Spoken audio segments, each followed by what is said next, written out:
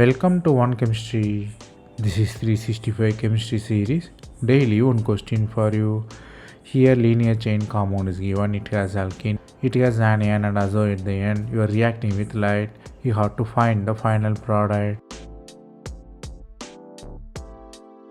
Here the reaction will be interesting because of the intermediate. Here you have very highly unstable compound. Because nitrogen is a very good leaving group. You have the anion.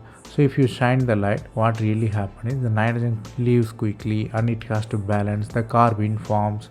What is special with carbene here? Because carbene undergo insertion reaction, it forms CH bond in between.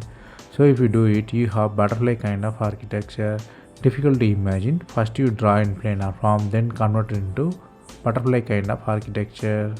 Here you might confuse why this is happening because you have very strained system. You are going from carbene to strained system, the reaction don't follow. Here carbene is highly unstable, super reactive, so it will be quickly combined and form the strained cyclic system.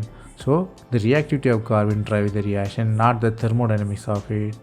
The concept you have to learn here is, if you have terminal azo compound, you might think of carbene formation in presence of light.